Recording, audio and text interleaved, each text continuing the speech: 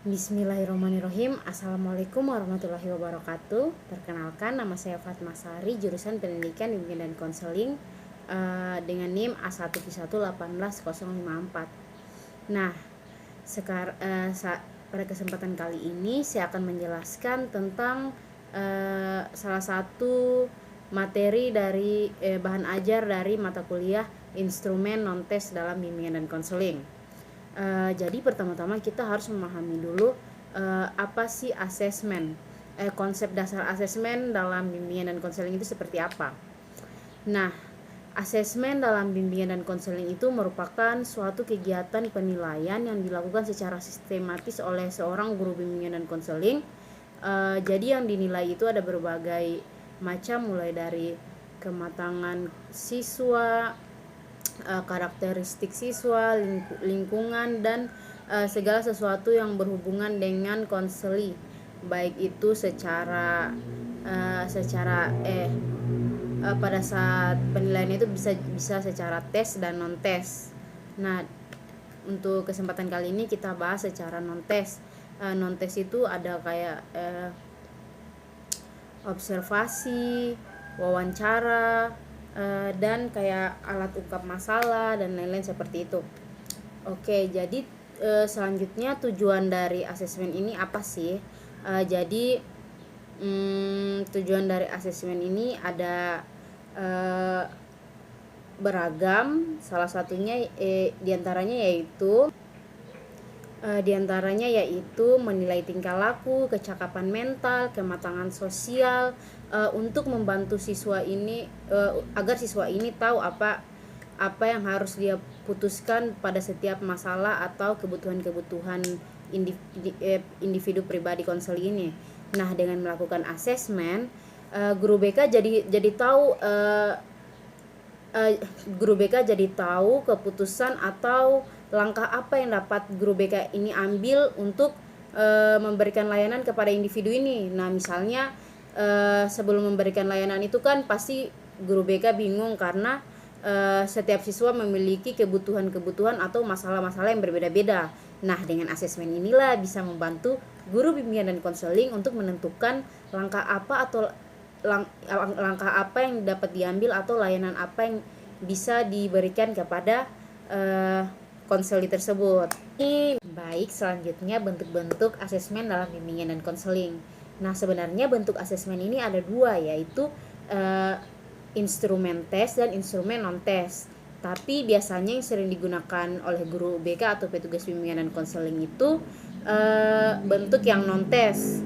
Karena bentuk non-tes ini lumayan mudah dan prosedur perancangan sudah ada prosedur perancangannya. Juga instrumen non-tes ini pengadministrasiannya, pengolahan, analisisnya itu sudah terstruktur sehingga relatif lebih mudah dan gampang, sehingga guru BK sering menggunakan instrumen non-tes ini. Jadi bentuk-bentuk instrumen non-tes ini ada berbagai macam tergantung kebutuhan atau apa yang ingin diberikan kepada siswa ini. Misalnya itu ada alat ungkap masalah atau AUM, daftar cek masalah atau DCM, sosiometri, wawancara, observasi, dan inventory tugas perkembangan atau ITP. Ada juga alat ungkap masalah kesulitan belajar, ada juga yang seperti itu. Nah, sedangkan instrumen tes ini kan misalnya kayak tes minat bakat, tes kepribadian, atau tes IQ. Kalau untuk yang seperti itu guru BK bisa juga menggunakannya, tetapi harus guru bimbingan konseling yang telah memiliki sertifikat dari pihak yang berwenang bahwa guru bimbingan konseling ini sudah bisa melakukan tes tersebut. Tapi teman-teman jangan khawatir, karena kalau guru bimbingan dan konseling yang belum memiliki sertifikat ini juga bisa melakukan kerjasama dengan pihak yang berwenang. Misalnya guru BK bekerja sama dengan psikolog untuk melakukan kegiatan tes IQ atau tes minat bakat kepada siswa-siswa. Nah, guru BK yang tidak memiliki sertifikat bisa bekerja sama dengan para psikolog atau yang berwenang dengan tes tersebut. Kalau instrumen instrumen tes itu contohnya kayak tes IQ, tes minat bakat, tes kematangan sosial dan lain-lain, tes kemampuan kerja seperti itu. Baik, selanjutnya kode etik penggunaan asesmen. Nah, teman-teman, jadi kita tidak serta-merta saja melakukan kegiatan asesmen penilaian langsung saja karena kita guru BK, kita langsung saja kepada murid-murid meminta informasi-informasi data pribadi. Nah, kita memiliki kode etik, tapi dalam bimbingan konseling pun kita memiliki asas-asas, ada asas kerahasiaan, asas kegiatan dan lain-lain. Di asesmen ini sangat menjunjung tinggi kode etik dalam pelaksanaannya karena banyak sering terjadi misalnya dalam melakukan tes-tes ini ada siswa yang mungkin memiliki kemampuan yang rendah, mungkin ada memiliki kelainan atau kelainan mental seperti itu. Jadi guru ini tidak bisa serta-merta menjelaskan kepada teman-teman semuanya bahwa menjudge anak ini mempunyai sindrom atau apa seperti itu.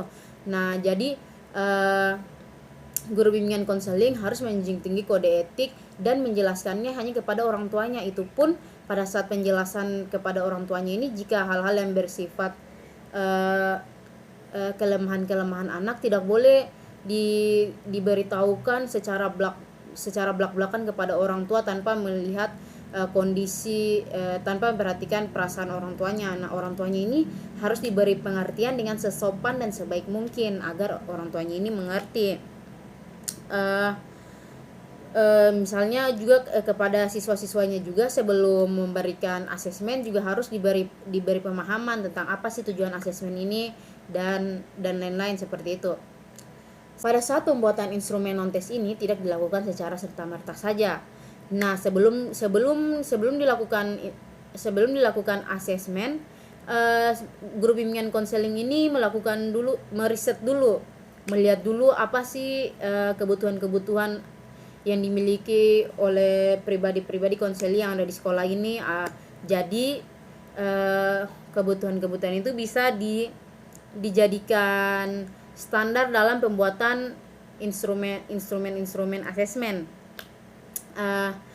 Misalnya pertama-tama mengidentifikasi tujuan utama penggunaan instrumen. Nah, kita harus tahu dulu tujuannya apa supaya dalam pelaksanaannya ini bisa terarah dan bisa langsung dirasakan langsung kegunaannya oleh konselor-konselor itu. Kemudian juga mengidentifikasi tingkah laku yang mewakili konstruk tertentu.